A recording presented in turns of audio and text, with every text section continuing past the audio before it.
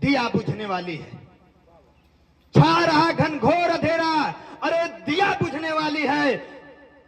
बेरोजगार नौजवानों की पीड़ा अब क्रांति लिखने वाली है, क्रांति लिखने।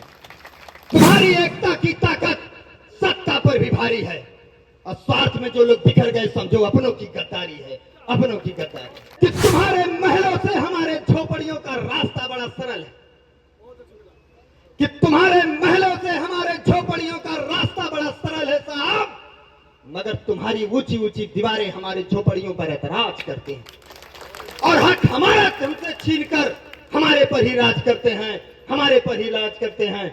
अरे दिया है जख्म जो तूने, ना समझो हम भूल गए। भगत सिंह, चंद्रशेखर राजगुरु, भगत सिंह, सुखदेव राजगुरु ऐसे ही नहीं फांसी के फंदे झूल गए। अरे हमको हमारा अधिकार दे दो, नौजवानों को रोजगार दे दो। अभी हम प्रेम के अल्फाज बोल रहे हैं, अभी हम प्रेम के अल्फाज बोल रहे हैं, दिल की बातें धीरे धीरे पन्नों से ही खोल रहे हैं। तुम्हारे जुल्मों पर हमारे नौजवानों की टोली अब न बिकने वाली है। बेरोजगार नौजवानों की पीड़ा अब क्रांति लिखने वाली है, क्रांति लिखने वाली है। सरजमी को हम प्रणाम करते हैं, अपनी माताओं बहनों को भी प्रणाम करते हैं, अपने भाइयों को भी प्रणाम करते हैं। जय किसान आंदोलन के जो यहाँ पर नेता हैं, मैं उनको सादर प्रणाम करते हूं, अपनी बातों से सीधे जोड़ता हूं आपको। मां रो रही थी, तकलीफ कलेजे में था। मां रो रही थी, तकलीफ इस कलेजे में था। मैं 4 पंक्तियों से आपके बीच में समर्पित करता हूं इन पंक्तियों की। कि छा रहा घनघोर अंधेरा, दिया बुझने वाली है। छा रहा घनघोर अंधेरा, अरे दिया बुझने वाली है। बेरोजगार नौजवानों की पीड़ा अब क्रांति लिखने वाली है, क्रांति लिखने। उन किसानों की पीड़ा अब क्रांति लिखने वाली है। एक बात याद करिया, मैं याद रखिया इस बात के, इस धरती पर एक बीरन से ही धरती खाली ना है। अगर आपका आंसू अगर कहीं टपकी सरजमी पर, तो याद रखिए ये नौजवान आपके लिए, ये किसान पंचायत आपके लिए हंसते हंसते अपनी प्राणों की आहुति दे देगी। ये नौजवानों की पीड़ा है। कहना चाहता हूं अगली पंक्ति में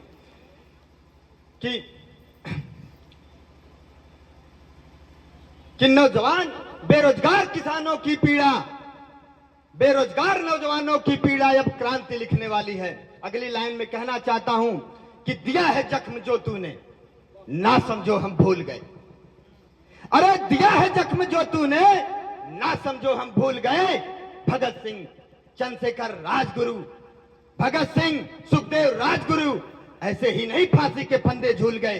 अरे हमको हमारा अधिकार दे दो, नौजवानों को रोजगार दे दो। अभी हम प्रेम के अल्फाज बोल रहे हैं, अभी हम प्रेम के अल्फाज बोल रहे हैं, दिल की बातें धीरे धीरे पन्नों से ही खोल रहे हैं। तुम्हारे जुल्मों पर हमारे नौजवानों की टोली अब न बिकने वाली है। बेरोजगार नौजवानों की पीड़ा अब क्रांति लिखने वाली है, क्रांति लिखने वाली है। आप सबसे बड़ी समस्या हम आपको बता दें, समस्या क्या है। भैया इतना मेहनत कर रहे हैं राजनीति भैया जी, ये किसान आंदोलन के लोग जब मेहनत कर रहे हैं तो सबसे बड़ी तकलीफ की बात यह है कि गोरे घरे है, ये पंचायत होते तो क्या हमरे घरे होती है। मैं एक 4 पंक्तियां आपके बीच में समर्पित करता हूं कि चल मिलकर कुछ ऐसा करे चारों ओर दिशाओं में। मैं ये बात की वजह से कहते हैं कि आज लड़ाई अकेले लड़ल जाता, कल उनके ऊपर भी आफत आने वाली है। ये बात भविष्य सब जानते हैं, मगर का मोरे घरे तकलीफ बा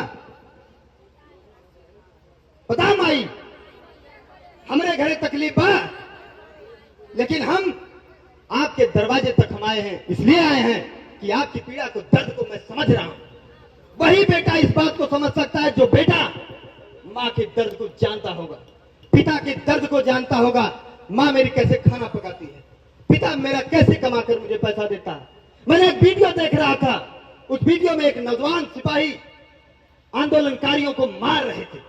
उसमें एक नौजवान सिपाही था वो धरती पर अपना सारा डंडा गिरा रहा था, लेकिन नौजवान के ऊपर नहीं मार रहा था। मुझे गर्व होता है ऐसे नौजवानों पर, ऐसे सिपाही पुलिस वालों पर, प्रशासन के लोगों पर। उन नौजवानों के ऊपर नहीं उन्होंने लाठी गिराया, सारी लाठी उन्होंने गिराया किस पर? सड़कों पर गिराया और भगा दिया सबको। कहा चले जाओ मेरे, मैं आपको मारूंगा नहीं, क्योंकि वो संस्कार बोल रहा था उस परिवार का, उस दर्द को जान रहा था। कहना चाहता हूं, और ये बात इसलिए कहना चाहता हूं कि हमारे और आपके बीच में ही खोट है, इसलिए तो हमारे मुद्दे, हम उस मुद्दे पर लड़ नहीं पाते हैं। अगर लड़ते हैं तो जानों की बाजी लगानी पड़ती है। कहना चाहता हूं अगली पंक्ति कि तुम्हारे एकता की ताकत माई आपकी आशीर्वाद है, आप लोगों का आशीर्वाद है, इसलिए कहना चाहता हूं कि तुम्हारी एकता की ताकत सत्ता पर भी भारी है, और स्वार्थ में जो लोग बिखर गए समझो अपनों की गद्दारी है, अपनों की गद्दारी। ये बातें हैं।